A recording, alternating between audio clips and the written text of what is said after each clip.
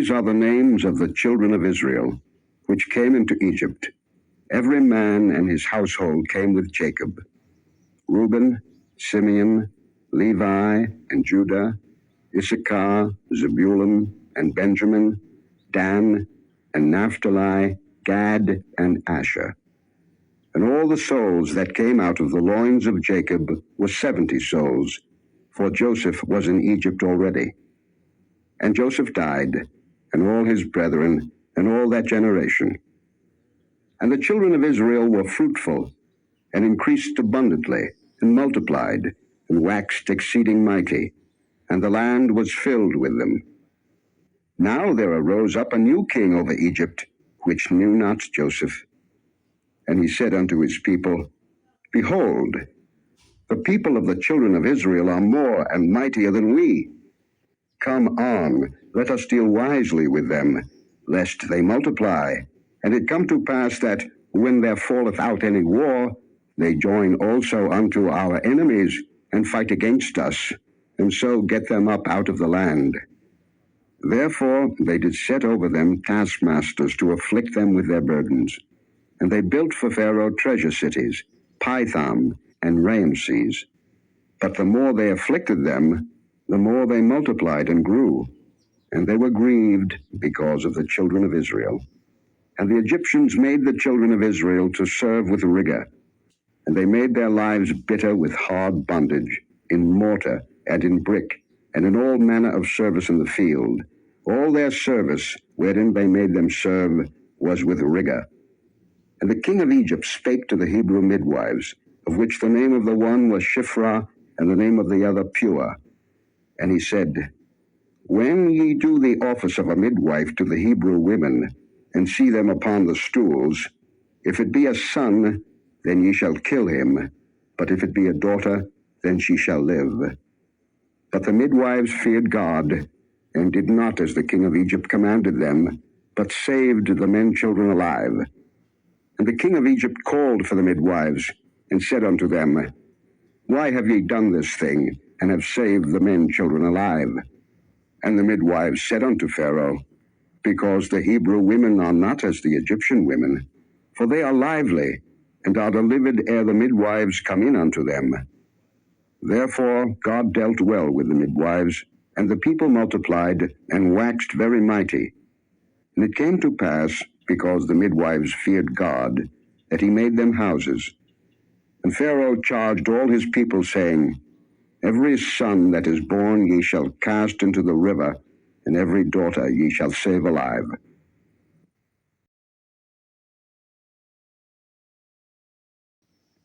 And there went a man of the house of Levi, and took to wife a daughter of Levi. And the woman conceived, and bare a son. And when she saw him that he was a goodly child, she hid him 3 months. And when she could not longer hide him, she took for him an ark of bulrushes, and daubed it with slime and with pitch, and put the child therein, and she laid it in the flags by the river's brink. And his sister stood afar off, to wit what would be done to him. And the daughter of Pharaoh came down to wash herself at the river, and her maidens walked along by the river's side. And when she saw the ark among the flags, she sent her maid to fetch it. And when she had opened it, she saw the child, and behold, the babe wept. And she had compassion on him, and said, This is one of the Hebrews' children. Then said his sister to Pharaoh's daughter, Shall I go and call to thee a nurse of the Hebrew women, that she may nurse the child for thee? And Pharaoh's daughter said to her, Go. And the maid went and called the child's mother. And Pharaoh's daughter said unto her, Take this child away, and nurse it for me, and I will give thee thy wages. And the woman took the child, and nursed it. And the child grew, and she brought him unto Pharaoh's daughter, and he became her son. And she called his name Moses, and she said, Because I drew him out of the water. And it came to pass in those days, when Moses was grown, that he went out unto his brethren, and looked on their burdens. And he spied an Egyptian smiting an Hebrew, one of his brethren. And he looked this way and that way, and when he saw that there was no man, he slew the Egyptian, and hid him in the sand. And when he went out the second day, behold, 2 men of the Hebrews strove together. And he said to him that did the wrong, Wherefore smitest thou thy fellow? And he said, Who made thee a prince and a judge over us? Intendest thou to kill me, as thou killedst the Egyptian? And Moses feared and said, Surely this thing is known. Now when Pharaoh heard this thing, he sought to slay Moses. But Moses fled from the face of Pharaoh, and dwelt in the land of Midian, and he sat down by a well. Now the priest of Midian had 7 daughters, and they came and drew water, and filled the troughs to water their father's flock. And the shepherds came and drove them away. But Moses stood up and helped them, and watered their flock. And when they came to Reuel their father, he said, How is it that ye are come so soon today? And they said, An Egyptian delivered us out of the hand of the shepherds, and also drew water enough for us, and watered the flock. And he said unto his daughters, And where is he? Why is it that ye have left the man? Call him, that he may eat bread. And Moses was content to dwell with the man, and he gave Moses Zipporah his daughter. And she bare him a son, and he called his name Gershom, for he said, I have been a stranger in a strange land. And it came to pass in process of time, that the king of Egypt died, and the children of Israel sighed by reason of the bondage, and they cried, and their cry came up unto God by reason of the bondage. And God heard their groaning, and God remembered his covenant with Abraham, with Isaac, and with Jacob. And God looked upon the children of Israel, and God had respect unto them.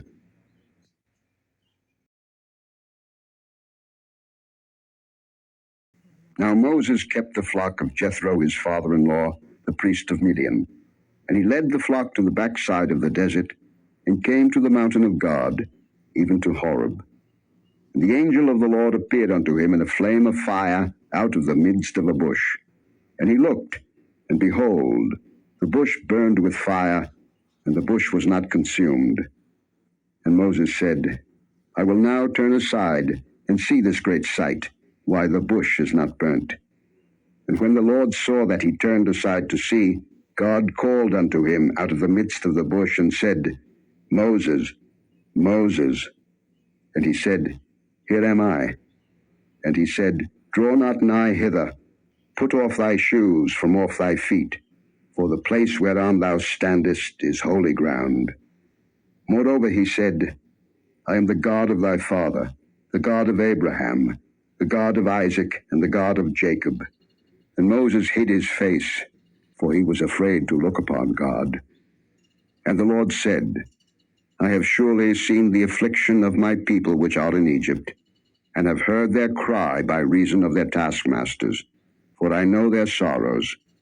And I am come down to deliver them out of the land of the Egyptians, and to bring them up out of that land, unto a good land and a large, unto a land flowing with milk and honey, unto the place of the Canaanites, and the Hittites, and the Amorites, and the Perizzites, and the Hivites, and the Jebusites. Now therefore, behold, the cry of the children of Israel is come unto me, and I have also seen the oppression wherewith the Egyptians oppress them.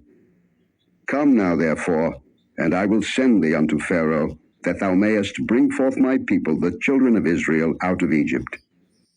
And Moses said unto God, Who am I, that I should go unto Pharaoh, and that I should bring forth the children of Israel out of Egypt? And he said, Certainly I will be with thee, and this shall be a token unto thee, that I have sent thee. When thou hast brought forth the people out of Egypt, ye shall serve God upon this mountain. And Moses said unto God, Behold, when I come unto the children of Israel, and shall say unto them, The God of your fathers hath sent me unto you, and they shall say to me, What is his name? What shall I say unto them? And God said unto Moses, I am that I am. And he said, Thus shalt thou say unto the children of Israel, I am hath sent me unto you. And God said moreover unto Moses, Thus shalt thou say unto the children of Israel, The Lord God of your fathers, the God of Abraham, the God of Isaac, and the God of Jacob, hath sent me unto you. This is my name forever, and this is my memorial unto all generations. Go and gather the elders of Israel together, and say unto them, The Lord God of your fathers, the God of Abraham, of Isaac, and of Jacob, appeared unto me, saying, I have surely visited you, and seen that which is done to you in Egypt. And I have said, I will bring you up out of the affliction of Egypt unto the land of the Canaanites, and the Hittites, and the Amorites, and the Perizzites, and the Hivites, and the Jebusites, unto a land flowing with milk and honey. And they shall hearken to thy voice, and thou shalt come, thou and the elders of Israel, unto the king of Egypt, and ye shall say unto him, The Lord God of the Hebrews hath met with us, and now let us go, we beseech thee, 3 days' journey into the wilderness, that we may sacrifice to the Lord our God. And I am sure that the king of Egypt will not let you go, no, not by a mighty hand. And I will stretch out my hand, and smite Egypt with all my wonders which I will do in the midst thereof, and after that he will let you go. And I will give this people favor in the sight of the Egyptians. And it shall come to pass that when ye go, ye shall not go empty.